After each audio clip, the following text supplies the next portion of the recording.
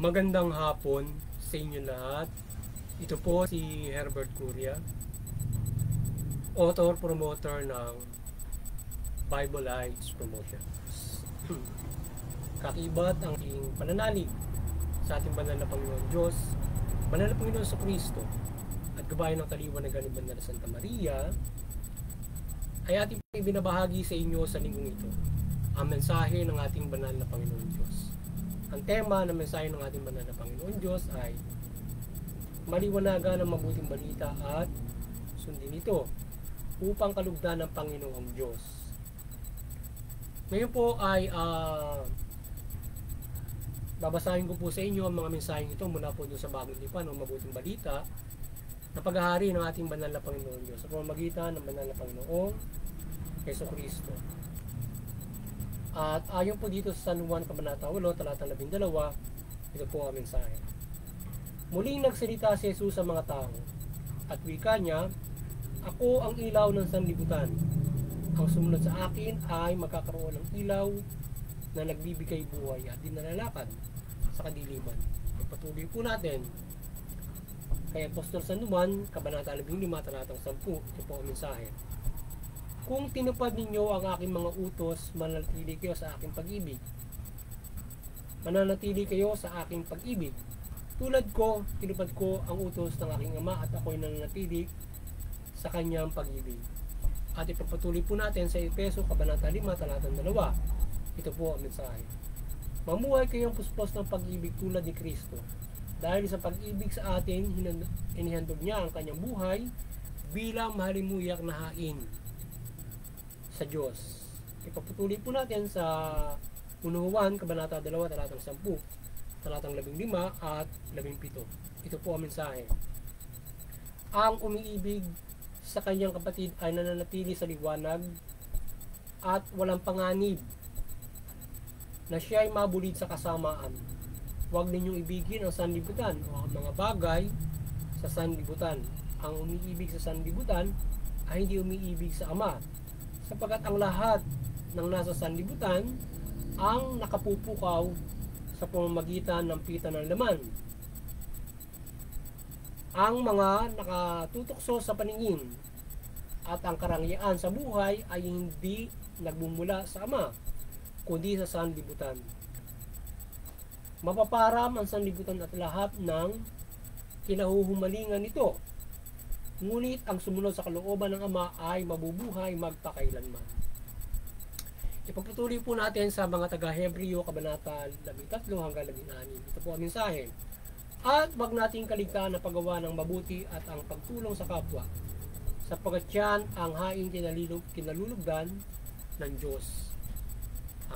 Ito po ang mensahe at salita ng ating banal na Panginoon Diyos sa linggong ito sa ating pagbabahagi ng mabuting balita dito sa Bible Lives Promotion. Sa ating pong pasalamatan ng ating Panginoon Diyos, ang ating Panginoon sa Kristo, hindi ng ating banal na Santa Maria at Espiritu Santo.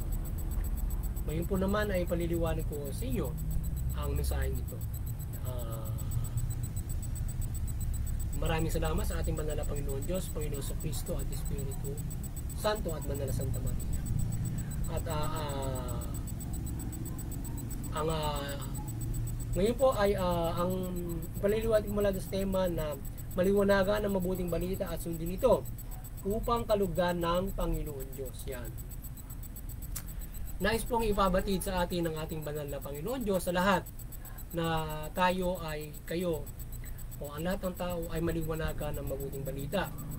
Kayo ay magabayan ng mabuting balita at upang sundin ito.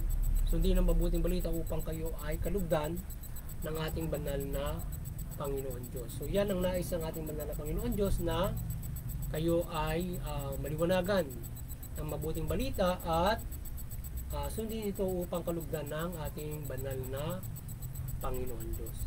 Yan na nasabi niya na ang ating banal na Panginoong Jesucristo ay dapat tayo, sapagkat ang Panginoon Jesucristo ang ilaw ng sanlibutan. Ngayon tayo ay, kung tayo susunod sa Kanya, magkakaroon tayo ng ilaw na nagbibigay buhay. So tayo magkakalooban niya. So yung kung tayo ay susunod sa ating Panginoon Diyos o mananampalataya sa Panginoon Diyos, mabuting balita o Panginoon sa Kristo, tayo pagkakalooban niya ng buhay. Hanggang sa buhay na walang hanggan o tayo ay maliliwanagan ng ating banal na Panginoon. At ang ating buhay ay siyang liwanag na pagpapala ng ating banal na Panginoon Diyos. Ngayon ay para makamit natin ito, tayo manampalataya sa Panginoon sa Kristo o sundin natin ang mabuting balita na inihayag natin Panginoon sa Kristo.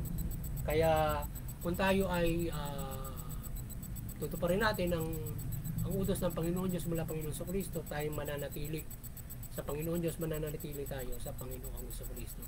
Kung nananatili tayo sa Panginoon sa Kristo, nananatili tayo sa Panginoon Diyos. Yan.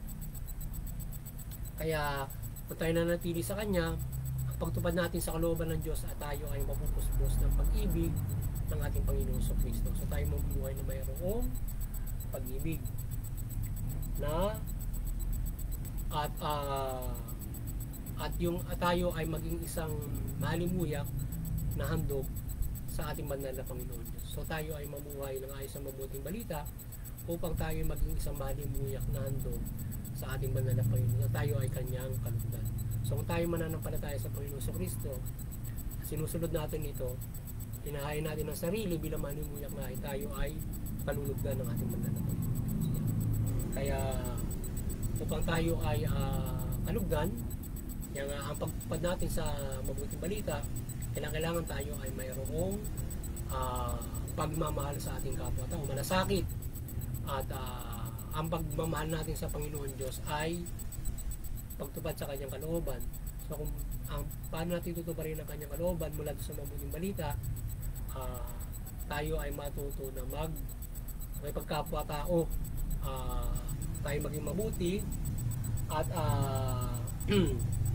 kaya kung tayo ay gumagawa ng mabuti matuwid sa ating kapwa-tao, tayo ay nananatili sa Panginoon Diyos, sa pag-ibig ng Panginoon Diyos at sa liwanag. Ngayon kung tayo ay gumagawa ng masama sa kapwa-tao natin, tayo ay nanatili sa kadiliman, o tayo ay hindi naliliwanagan o hindi natin tinatanggap ang liwanag o pananampalataya sa Panginoon Diyos mula Panginoon sa Kristo. Tayo ay patuloy na mananatili sa kadiliman o sa anyon sa ilalim ng kapangyarihan ng demonyo kung hindi natin tatanggapin ang Panginoon sa Kristo bilang gabay ng kaliwanagan ng ating banal na Panginoon Diyos. Yan.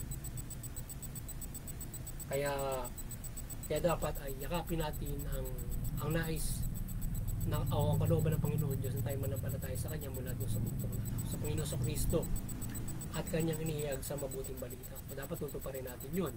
Kasi kung hindi natin tutuparin yung mabuting balita, tayo ay yan din yung iuhusga sa atin pagdating ng takdang panahon na kapag yung kinakailangan tayo mayroong pagmamalasakit sa kapwa-tao, tayo ay gumawa ng matuwid. So kung hindi ka gagawa ng matuwid, mayroong pagmamalasakit sa kapwa-tao mo, mga ilang bagay, so ikaw ay maaaring maparusahan o mahusgahan ka ng kaparusahan sa nagkadagatang apoy o sa impyerno.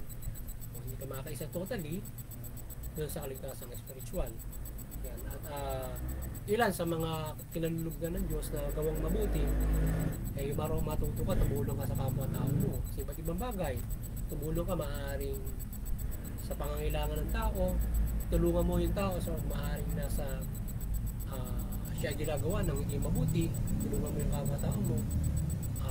Yung kapwa-tao mo ay may iba't ibang pangangailangan, so tulungan mo siya na ayon sa kalooban ng ating banal na Panginoon Diyos at hindi yung gumawa ka ng masama. So ngayon kapag ikaw ay patuloy doon sa paggawa ng hindi mabuti, hindi mo tinanggap ang mabuting balita, so hindi ka kalulugdan ng Diyos, buot ang makukuha mo sa Panginoon Diyos at binibigyan tayo ng panahon para masunod at mga panampalataya. So ngayon ay mapaparusahan ka sa takdang panahon kung hindi mo masusunod yon. So ngayon doon sa proseso ng pamumuhay mo para bilang pagbigyan ka ng pagkakataon, kung ikaw ay patuloy sa paggawa ng mali, mayroong pamahalaan para kakibat ng Diyos sa pagdisiplina sa isang tao. At mali ba niya mayroon pa rin intervention ng ating banal na Panginoon? Kasi siya ay hindi na tayo niya gugulawin kapag marami nagkakamali, ganun. kanyang pinupuksa. So ngayon ay hindi meron tayong nagbibigay ng kapatawaran ng Panginoon Diyos mula sa banal na Panginoon sa Kristo. Ngayon, kung hindi naman natin tinatanggap ang Panginoon sa Kristo at ang pagpapatawad nito, so at tayo patuloy dun sa hindi mabuting pamumuhay o paggawa ng hindi mabuti o evilness, ay God could intervene. Sa ganun, para ipagtanggol yung mabuti. At tulungan din niya yung pamana para makapagpairal nung mabuti to maintain good, para maprotektahan ng pamalaan yung mabuti laban dun sa mga gumagawa ng masama. Forcefully, kasi tayo ay tinagabayan kasi ng Diyos ng mapayapa. Lahat ay pinag-aadya niya para tayo ay makapagbago at tayo makapabuhay ng mabuti, makapananampalataya. Hindi tayo basta pupuksain kasi ng Diyos. Ano ba, nagkamali ka, hindi ka basta agad-agad pinupuksa. So ngayon, mayroong pamalaan na may puwersa para diyan.